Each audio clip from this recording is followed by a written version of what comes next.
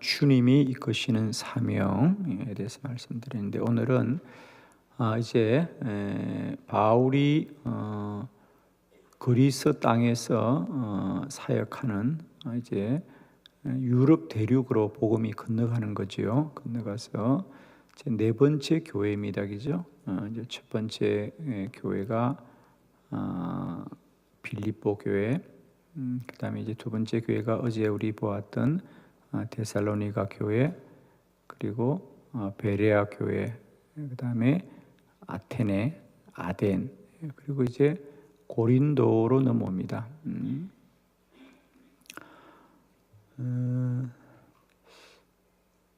고린도 교회는 바울이 그동안 있었던 교회 중에서는 가장 오래 머물게 되죠. 어제 우리가 보았던 데살로니가 교회는 3주간 머물렀다 그랬습니다, 그죠? 그래야 뭐 한 달이 안 되는데 고린도 교회에서는 한 1년 6개월을 머물게 되고, 물론 도시도 데살로니가보다는 훨씬 더 큰 도시입니다, 그죠? 그리고 바울이 고린도에서 많은 사역들을 이루게 됩니다. 그런데 어제 우리가 말씀을 나누었던 바울의 이 전도 사역의 특징 중에 가장 큰 것이, 그는 자신이 어떤 목적지를 향하고 자신이 계획한 곳에 가서 복음을 전하지 않고 언제나 쫓겨간 곳에서 복음을 전했더라 그랬죠, 그죠? 쫓겨간 곳. 그러니까 자기가 찾아간 곳이 아니라는 거예요, 그죠? 빌립보에서도 감옥에 gat혔다가 피하여서 간 곳이 데살로니가고, 그죠? 데살로니가에서도 또 쫓겨가서 베레아로 가고, 또 쫓겨서 아덴으로 가고, 아덴에서도 또 쫓겨서 이제 이 고린도로 오게 됩니다. 특별히 바울은 그 아테네스의 사역은 그동안 여러 교회 중에 가장 어려운 사역이었어요. 그리고 열매도 미미했습니다, 그죠? 열매도 미미했고 교회도 설립하지 못했죠, 아테네스는. 그만큼 왜냐하면 아시다시피 여러분, 아테네가 어디입니까? 그리스 신화의 도시 아닙니까? 그러니까 사역이 매우 어려웠죠. 어려웠습니다. 그리고 그는 고린도로 왔습니다.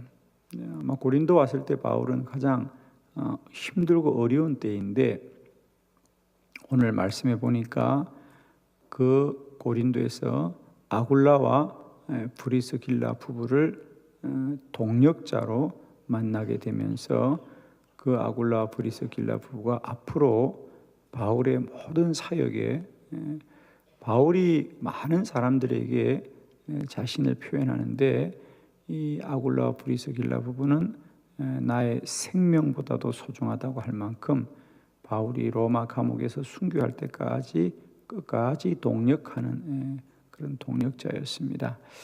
어제 우리가 또 바울의 사역의 특징 중에 하나가 하나님께서 예비한 사람들을 만나게 하였더라 그랬습니다, 그죠? 예비한 자들을. 바로 오늘 본문이 그 사실을 가장 잘 보여주는 본문 중에 하나입니다. 여러분에게도 언제나 만남의 복을 주님이 주시기를 바랍니다. 그러니까 우리가 저 사람이 좋겠다라고 우리가 정하는 것이 아니라 하나님이 여러분에게 붙여준 자들이 더 복된 자들입니다, 그죠? 그래서 언제나 주님이 주신 사명은 주님이 이끌어 가시고, 저는 우리 성도들의 가장 큰 복은 사명의 복이다.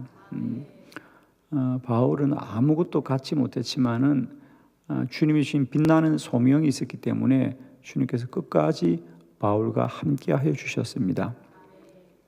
우리의 사명은 주님이 이끄십니다. 언제나 여러분 맡기신 사명이 나에게는 힘들고 어려워 보여도 주님은 우리를 지키는 것이 아니라 우리에게 주신 사명을 지켜주십니다, 그죠? 그래서 저는 우리 한빛교회와 온 성도들이 이제는 교회를 출석하는 것에 머물지 말고요, 우리가 모두 다 이 마지막 때에 사명자로 서기를 바랍니다. 주님은 우리를 복되게 하신 분이 아니라 사명을 복되게 하십니다. 주님은 어느 시대나 사명을 맡긴 자를 주님이 날마다 눈동자같이 지키시고요, 그들과 동행하여 주십니다. 특별히 이제 올해 우리 교회가 1인 1사역을 갖자고 주장하고 기도하면서 2019년도에는 우리 온 교회가 성도들이 그저 교회를 그저 몸만 출석하는 교회가 아니라 올 때마다 우리가 사명을 붙들고 오자. 사명이 있으면 사명이 우리를 붙들어주고 우리를 지켜주거든요. 그래서 이제는 내 신앙이 사명을 붙들고 나아갈 때 더 큰 주의 은혜를 누리고 우리가 경험하게 될 줄로 믿습니다. 우리가 교회를 섬겨도요, 그냥 다닐 때하고 내가 교회에 사명을 가지고 갈 때가 달라요, 여러분. 그죠? 사명이 반드시 우리를 더 주님 앞에 담대하고 또 충성되게 세워가는 거거든요. 자, 오늘은 특별히 사명을 주신 자에게 주님이 어떻게 동행하시는지, 자, 말씀을 통하여 함께 보도록 하겠습니다. 자, 첫 번째, 사명을 주신 자에게는 고난 속에서도 함께 합니다. 고난 속에서도 함께 합니다. 자, 다시 한번 1절과 2절의 말씀을 보도록 합니다. 교독합니다. 1절, 그 후에 바울이 아덴을 떠나 고린도에 이르러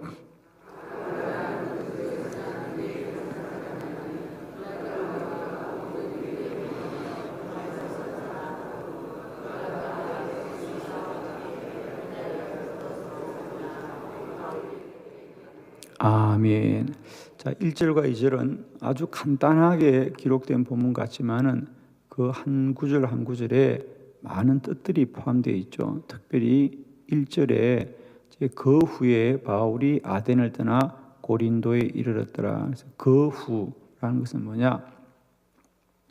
아테네에서 많은 어려움을 당했죠.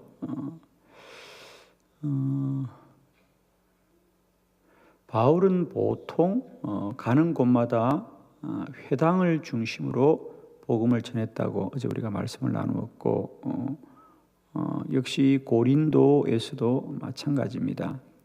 그런데 아테네는 회당에서 복음을 전할 수 없었습니다. 아마 회당이 없었던 것 같고요.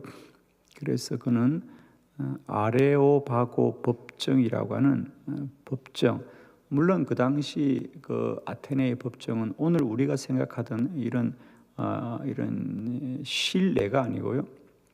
여러분이 아시듯이 광장이죠, 광장. 아레오바고 광장. 그래서 모든 사람이 다 볼 수 있는 공개적인 장소에서, 여기는 이제 뭐 재판만 하는 것이 아니라 많은 철학자들이 변론도 하고 또 철학을 나누는 그런 광장입니다. 그래서 바울은 그 아레오바고 법정에 가서 복음을 전했다 그럽니다. 지금도 아테네를 여러분이 방문하시면 그 바울이 복음을 전했던 아레오바고 법정 그 광장을 볼 수 있습니다. 그걸 표시를 해놨어요. 가보면. 지금은 이제 뭐 그건 규모는 없고요, 그냥 기념석만 그게 있는데, 그게 바로 그 유명한 파르테논 신전 바로 앞에 있습니다. 신전 코앞에 그게 아레오바고 법정이고, 그 이분 지금도 여기서 사도 바울이 복음을 전했던 곳이라고 기념석이 있고, 그래서 성지순례를 하는 분들은 꼭 거기를 찾아가게 되죠. 그 파르테논 신전 바로 아래에 있습니다. 여러분, 파르테논 신전이 어떤 곳입니까? 세계 문화유산 1호가 파르테논 신전입니다. 여러분, 아마 누구나 우리가 학교를 다닐 때 교과서에서 다 보지 않았습니까? 저도 그 파르테논 신전을 보고는 정말 입이 다물어지지 않더라고요. 여러분. 야, 저 시대에 저런 엄청난 건축물을 가지고 있었구나.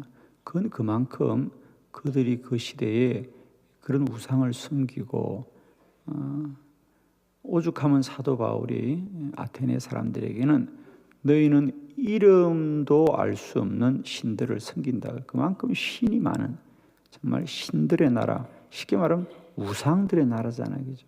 우상들의 나라. 그렇기 때문에 바울이 복음을 전하기 참 힘든 곳이었습니다.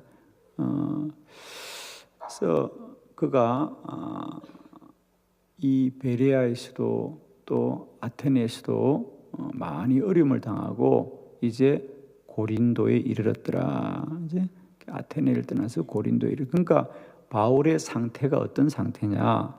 너무너무 힘든 거죠, 그죠? 너무너무 어렵고 힘든 때에 또 한 사람 2절에 보니까 아굴라라 하는 사람이 또 이 고린도로 오게 되었더라 그랬어요. 근데 이 아굴라는 어떻게 오게 되었느냐? 그게 보니까 본도에서 난 유대인 한 사람을 만나니 본도라고 하는 것은 로마를 말합니다. 그죠? 그들은 로마를 떠나 왜 떠나라 그러느냐? 유대인을 명하여 로마에서 떠나라 한 거로 말은 점잖하게 했지만 결국은 추방을 당한 겁니다. 그죠? 그 당시 로마가 유대인들을 다 추방하는 그러니까 쫓겨난 거죠, 여러분. 쫓겨난 사람이 무슨 즐겁고 기쁜 마음으로 고린도에 왔겠습니까? 아마 그 당시 고린도가 큰 상업 도시니까 아마 그들이 이 생업의 문제를 해결하려고 고린도로 왔을 것은 충분히 짐작이 되죠. 사람들이 어려우면 다 도시로 몰려가는 것과 똑같은 이치입니다. 그래서 고린도와 이 아굴라와 프리스길라 부부도 전적으로 그들은 상업의 문제를 해결하기 위해서 살기 위해서 쫓겨오다시피 온 곳이 고린도였습니다. 그런데 그들은 그곳에서 하나님이 사명을 주셔서 바울과 이 아굴라 부부가 만나게 된 것입니다. 그렇습니다. 사명을 가진 자는 어떤 고난과 환난 속에서도 하나님이 예비한 만남을 갖게 하시고 돕는 자를 만나게 하시고 협력자를 만나서 사명을 감당하게 할 줄을 믿습니다. 오늘도 우리가 어떤 고난과 역경 속에 있을 때라도 늘 우리의 사역 가운데 앞서 행하시고 예비하시고 뜻과 계획을 가신 우리 주님을 바라보면서 나아갈 수 있기를 바랍니다. 그래서 우리의 사명은 고난 가운데도 여러분 돌아보십시오. 바울만 그런 게 아닙니다. 베드로나 또 수많은 우리가 성경의 선지자들이나 사도들을 보시면 쉽고 편하게 어려움 없이 사명을 감당한 자는 아무도 없습니다, 여러분. 자, 사명이 이런 고난을 당하는 이유는 두 가지입니다. 하나는 첫 번째, 사단이 방해하는 것은 당연한 것이고, 그죠? 사단이 방해하는 것은 당연한 것이고, 또 하나는 언제나 선지자들과 사도들과 사명자들은 고난을 통하여 그 믿음이 연단되어져 갔더라는 거예요. 어떻게 보면 반드시 고난이라는 터널과 이 고난의 광야를 지나야만이 그들은 하나님의 사람으로 단련되어져 갔던 것을 우리가 알게 됩니다. 그래서 여러분 우리가 고난 자체를 두려워하지 마시고 그 고난 속에 여전히 함께 하시는 우리 주님을 바라보고 소망할 수 있기를 바랍니다. 두 번째, 사명자들은 실패 속에서도 하나님이 함께 하십니다. 자, 특별히 우리 고린도 전서 2장 3절의 말씀을 함께 봅니다. 시작. 내가 너희 가운데 거할 때 약하고 두려워하고 심히 떨었노라. 아멘. 이게 훗날 이제 바울이 고린도의 사역을 마치고 그 고린도 교회에 편지할 때 처음으로 고린도에 갔을 때 바울의 자기의 심정을 고백하는 거예요. 사실은 내가 처음 고린도 갔을 때에 너희 가운데 거할 때에 여기서 너희는 고린도 교회 성도들입니다. 이제 이 편지는 고린도에서 1년 6개월 동안의 사역을 마치고 떠나서 훗날 그가 성도들에게 보낸 편지적이죠.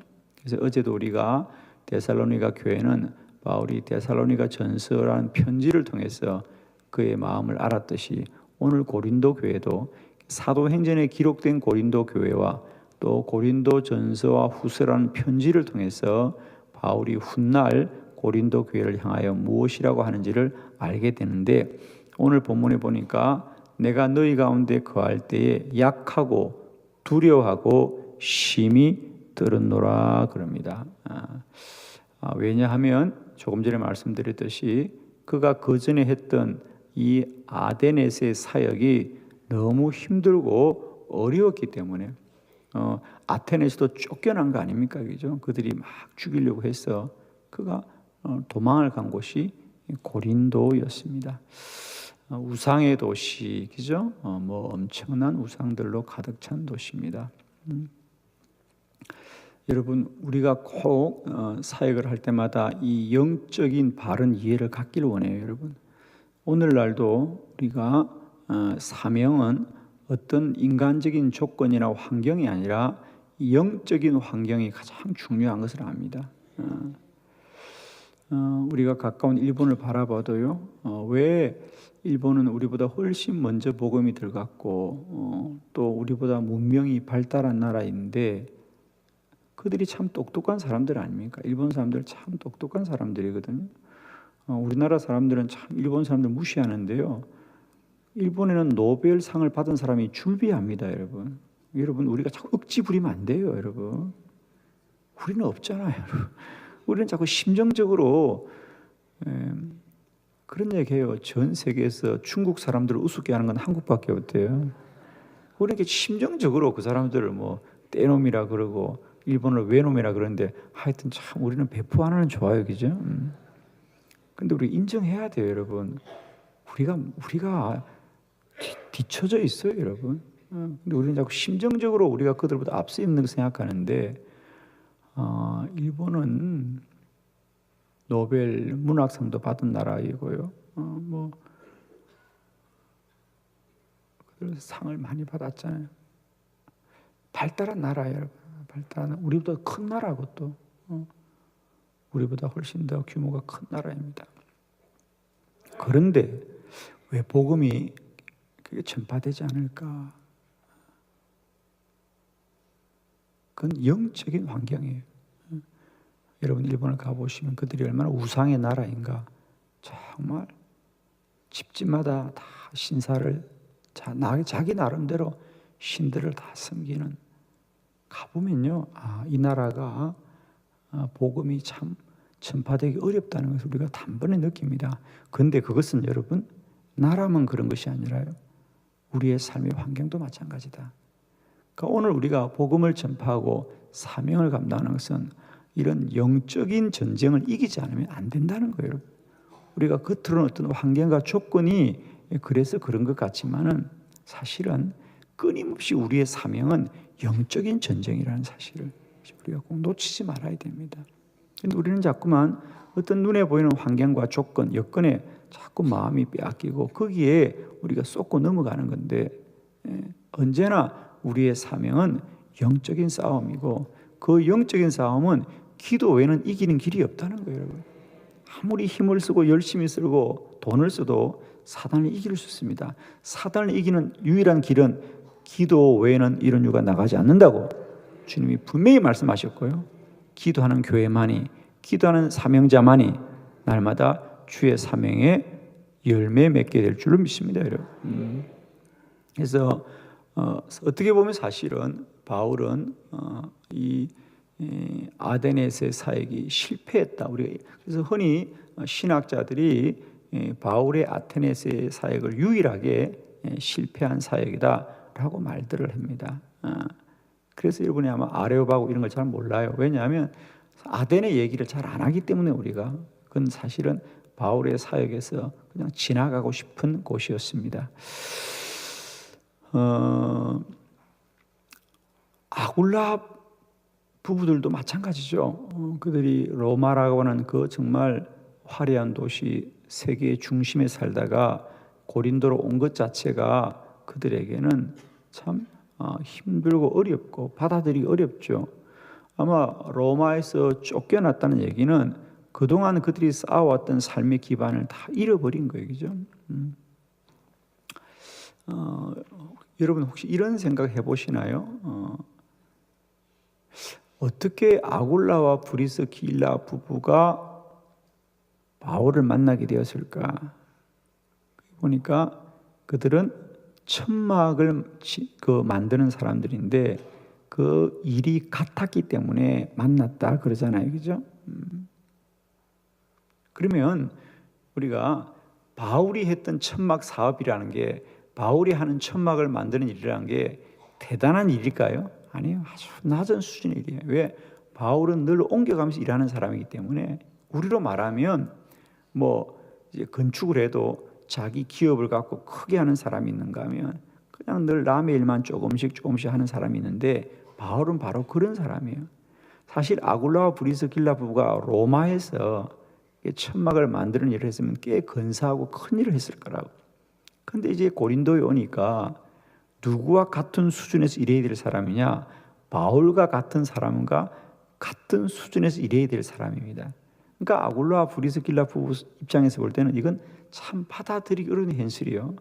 우리가 그래도 로마에서 꽤 큰 사업을 하던 사람인데 이제 그 기반을 다 잃고 고린도 왔으니까 며칠 전에 도망온, 정말 이 복음을 전하다 피해온 바울이 하는 수준의 일을 그 부부가 할 수밖에 없다는 것은 이 아굴라와 브리스길라 부부에서는 몹시 힘들고 어려운 그런 곳이었습니다.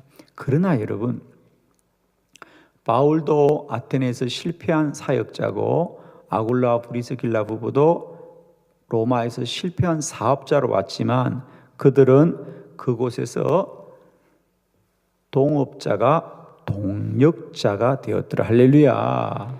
이제 그들은 천막을 깁는 일 때문에 만난 동업자지만은 그들 속에 주님이 복음을 주셔서 이제는 동력하는 자가 되었더라. 자, 이것을 잘 보여주는 말씀이 고린도전서 16장 19절. 이제 우리가 성경 곳곳에서 이런 흔적들을 찾을 수 있어요. 고린도전서 16장 19절의 말씀을 우리 함께 봉독해 봅니다. 시작. 아시아의 교회들이 너에게 문안하고 아굴라와 브리스가와 그 집에 있는 교회가 주 안에서 너에게 간절히 문안하고. 할렐루야. 자, 이 본문이 그냥 읽으면 아무것도 아닌 것 같지만은 이 본문이 왜 중요하냐면, 여러분이 알다시피 고린도전서는 이제 바울이 고린도에서 사역을 마치고 에베소 교회를 갔을 때에 그 에베소 교회에서 고린도 교회에 대한 소식을 듣고 보낸 편지예요. 근데 아시아의 교회들이 너에게 문안하고 아굴라와 브리스가와 그 집에 있는 교회가 주 안에서 너에게 간절히 문안한다 그래요. 고린도에 있던 아굴라와 브리스가가 이제 에베소로 옮겨갔습니다. 이 말은 무슨 얘기냐? 이제 그들에게 있어서는 사업을 하는 일이 중요한 것이 아니라 바울을 따라다니면서 복음을 전하는 일이 더 중요해졌다는 거죠. 그래서 그 다음부터 우리 신약 성경 곳곳에 이 아굴라와 브리스가와의 이름이 등장하게 되는 것이죠. 그렇습니다. 저는 우리 인생 살면서 우리가 주님 없이 내 사업을 얼마나 키우는가 보다 우리가 주님의 사명 가운데 사역과 하나님의 일들을 감당하는 일이 더 가치 있고 복되어지기를 축복합니다, 여러분. 그래서 오늘 이 아굴라와 브리스가와 또 바울은 그들 개인적으로 보면 참 실패하고 어려운 시간 속에서도 하나님은 그들에게 복된 만남을 주셔서 더 가치 있고 빛나는 삶을 살아가게 하였습니다. 세 번째, 어려운 환경 속에서도 하나님은 그들과 함께합니다. 사명자에게 하나님은 어떻게 동행하느냐? 우리의 어려운 환경과 조건 속에서도 여전히 주님은 우리의 인도자가 되어준다. 자, 3절의 말씀을 함께 보겠습니다. 다 같이 시작. 생업이 같으므로 함께 삶의 일을 하니 그 생업은 천막을 만드는 것이더라. 아멘. 바울과 이 아굴라 부부가 함께 살며 일을 했더라 그랬습니다. 참 성경은 한 절 한 절 우리가 조금 더 자세히 볼 필요가 있는데, 그죠?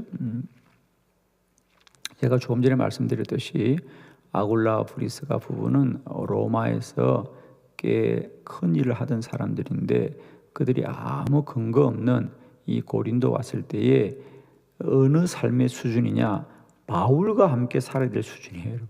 바울은 어떤 사람입니까? 완전히 떠내기입니다, 여러분. 아무 근거도 없는 사람이고 혼자서 그냥 겨우겨우 자기 입에 풀칠을 하면서 사는 사람의 수준인데, 그 아굴라와 브리스길라 부부가 함께 살며 일을 하더라 그랬습니다. 그게 얼마나 힘들고 어려운 과정일 것인가는 우리가 충분히 짐작이 가지 않습니까? 그런데 과연 그러면 아굴라와 이 브리스가는 그래서 실패하고 불행한 사람인가? 결코 그렇지 않습니다. 그들은 이런 어렵고 힘든 환경 속에서도 그들의 생애에 가장 빛나는 삶을 살았더라. 할렐루야. 사실 우리는요, 내가 돈을 많이 벌고 근사한 자리에 있어야만 괜찮은 삶을 사는 것 같지만은, 우리 그리스도인의 인생은요, 사명 가운데 빛나는 사람들이다. 그러니까 그 사명을 감당할 때 참 귀하고 복된 사람입니다, 여러분. 자, 로마서 16장 3절로 4절을 봅니다. 아굴라와 브리스길라 부부가 어떻게 계속해서 바울의 동력자가 되는가? 자, 3절과 4절 한번 교독하는데, 너희는 그리스도 예수 안에서 나의 동력자들인 브리스가와 아굴라에게 문안하고.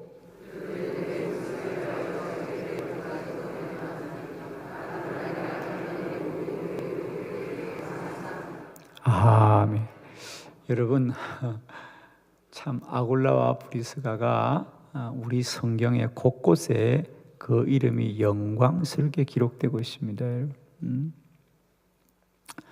예수님께서 그에게 옥합을 깨뜨렸던 그 여인을 칭찬하시되, 앞으로 복음이 전해지는 곳마다 너의 이름이 알려지리라 그랬습니다. 예수님은 그 여인에게 앞으로 네가 좋은 남자를 만나서 잘 살 거다든지, 네가 돈을 많이 벌 것이다 말하지 않고 너의 이름이 생명책에 기록될 것이다. 참 아굴라와 브리스길라 부부는 아마 자기들의 뜻과 생각대로 살았다면 그냥 잘 살고 없어지는 인생입니다. 그죠? 잘 먹고 잘 살다가 없어지는 인생. 그런데 아굴라와 브리스길라 부부는 생활하는 것은 힘들고 고통스러웠지만 그들의 사명은 해와 같이 빛난 일이었습니다. 그래서 하늘나라 생명책에 영원히 기록되어지는 얼마나 영광스러운 삶을 사는지. 저는 우리가 내가 살 때는 참 행복하고 즐거운데 없어지는 인생이 아니라, 살 때는 비록 힘들고 어렵지만 그 삶이 영원히 주의 나라에 기억되고 기념되는 사람들이 되기를 바랍니다. 저는 여러분이 일생에 한 번 한빛교회를 섬길 때에 그저 왔다 갔다는 인생이 아니라, 저는 이왕 신앙생활 하는 것, 이 교회의 역사 가운데 여러분의 이름이 새겨지는 인생이 되길 바라요. 그 장로님, 근사님, 그 집사님 참 귀한 분이었습니다. 후손들이 본을 받고 기억할 수 있는 사람이 되었으면 좋겠습니다.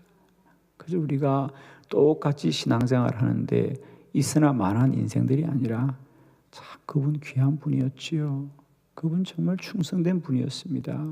이렇게 말할 수 있는 분들이 얼마나 좋습니까? 이왕 신앙생활 하는데 이런 거죠.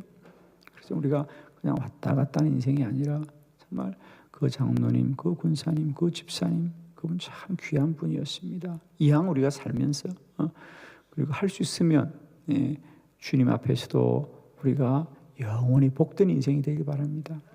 할렐루야. 사명이 축복입니다. 사명이 능력입니다.